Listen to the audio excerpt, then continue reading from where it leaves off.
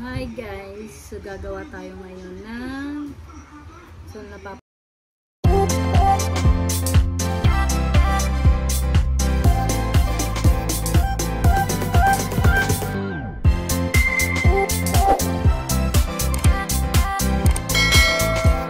pansin nyo naman, diba?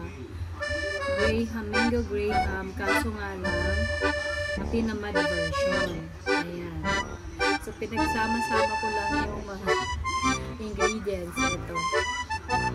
Angel, yung cream condensada na yung inano ko para 2-in-1 na siya. Tapos, nag-add na lang ako ng isang Alaska. Ayan, all-purpose cream. Tapos, ginawa ko, hati-hati ko na yung cracker, yung graham cracker. Tapos, ayan na. Pinagsama-sama ko na siya lahat sa isang lagayan. Ayan siya. So, ang gagawin ko lang ay, ang mali ko kasi is nauna ko ilagay yung mga eto. Dapat pala, in-slice ko muna. Pre-mash ko muna yung yung mga cracker. Kaya pala yan nahirapan ako. Tapos, syempre, hindi kompleto yung kapag walang mangga. Ayan. So, maglalagay tayo ng mangga din. Para kompleto yung yung gagawin natin Graham na tinamad version. Ayan. Kasi diba, usually sa paggawa ng Graham talagang plakado talaga. Yung cream, nakahiwalay. Tapos yung cracker, nakasalansan ng maayos sa lagayan. Eto hindi. Ayan na siya. Pinagsama-sama ko na lahat yung cracker, tapos yung niya, yung cream niya. So, ayan, madali na lang siyang anuhin kasi medyo malambot na. Hindi ko kasi na-film kanina. Akala ko, napindot ko na habang naglalagay ako nito. Hindi ko na siya na pindot. Kaya, ayan, buti sinek ko. Ayan, tumatasik pa. Sinek ko yung video. Hindi pa rin siya naka-go. So, malambot na yung cracker. Kaya hindi na siya mahirap. Kailangan lang talaga mag-combine lahat ng cream, tapos yung actually ito pwede na ito pero lalagyan ko kasi siya ng mangga. Kailangan talaga siya halagyan ng mangga. Ayan.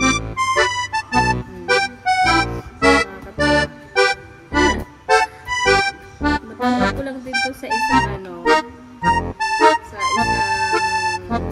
nanay sa Facebook niya.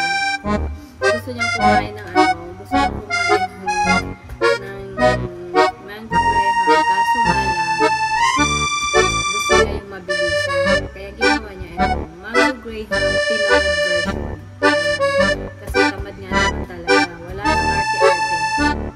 Kasi karamihan sa gumagawa nito, ina-artehan pa eh. So, ano na siya? Ayan na. Huwag ko na siyang durugin kasi parang may crunchy pa ng may crunchy na. Okay na siya.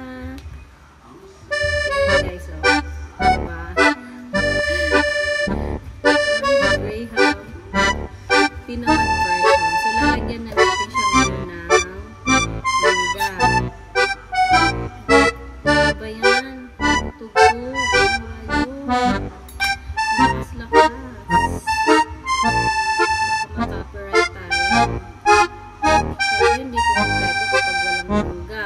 Hindi ko lang alam kung maasim ba ito yung ganito o ano. Pero okay lang para kahit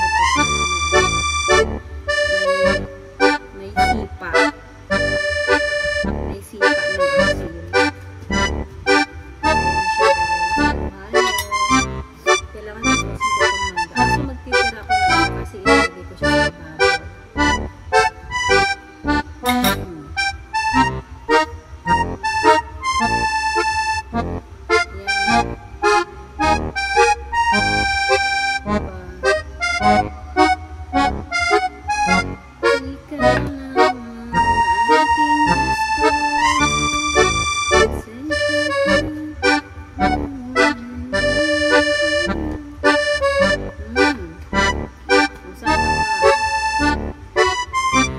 pang hinihintay niyo?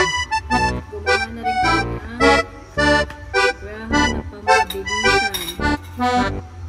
Ilalagay ko pa tong isa kasi yung isa ilalagay ko siya sa ibabaw. Siyempre kahit pa paano naman may design din naman yung mango Graham natin. Hindi pwede yun. Para kinain. Easy pa, diba? So, ito na guys. Ayan na, nahalo ko na siya. So, ang gagawin natin ngayon ay ilalagay natin siya dito sa container. Hindi ko siya masyadong diluto para crunchy pa rin siya. Kaso na lang, hindi nga masyadong maganda tingnan kasi nga nahalo naman yung cracker sa cream. Kasi usually nakikita natin puti, diba? So, ito hindi. Kasi hinalo ko na nga yung cracker sa cream. So, ilalagay natin to sa ref. Tapos mamaya natin malalaman kung same pa rin yung magiging lasa niya. Ayan.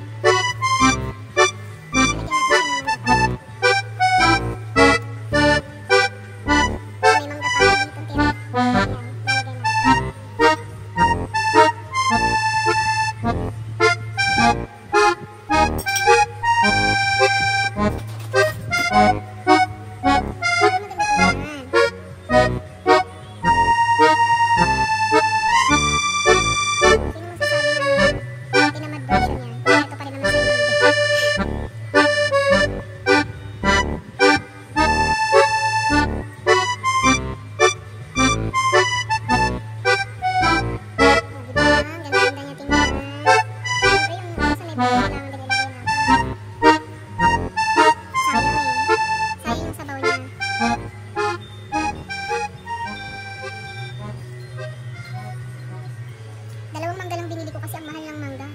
180 ang kilo. Lalo pa siguro ngayon mas magmamahal yan kasi malapit na Christmas and New Year na. Lagyan natin itong maliit. Kasi 22 na natin.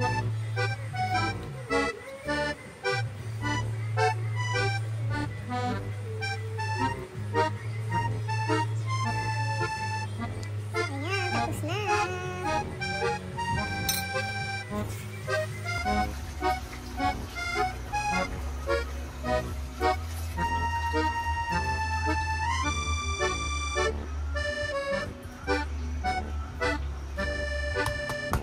So, ito na ang ating finished product. Ayan. Mango Graham Tinamad version. See? Diba? So, maya natin malalaman kung okay yung lasa. Tatakpan muna natin to guys at ilalagay muna natin sa freezer or sa ref.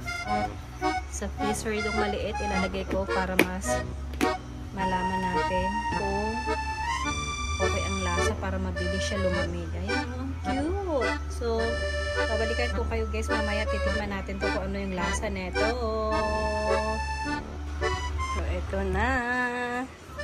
So, ilalagay muna natin sa ref na lang. Tapos yung isa, ilalagay ko siya dun sa dulo para ayan, safe na siya dyan.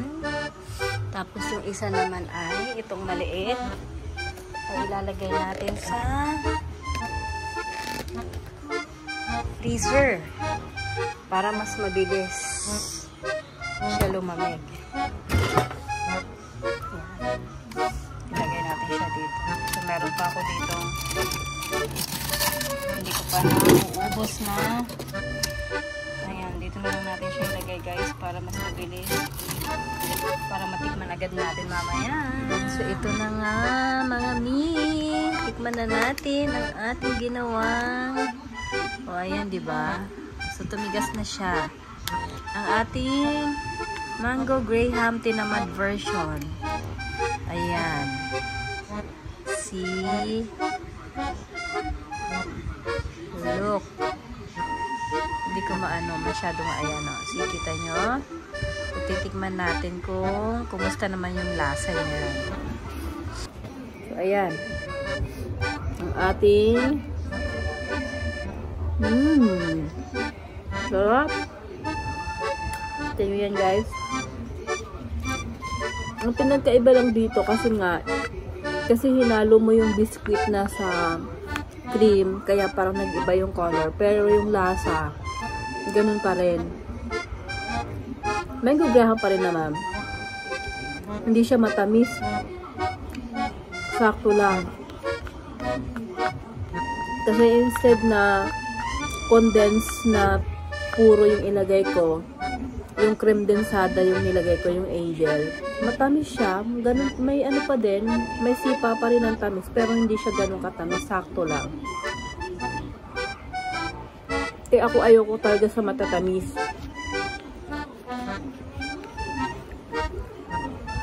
Sarap. Wala ko. Ah! Come! So, may nag-aantay sa akin, may nagbabantay ng aking alaga. So, mauubos ko to. Yummy, yummy. Bye! Thank you for watching, guys.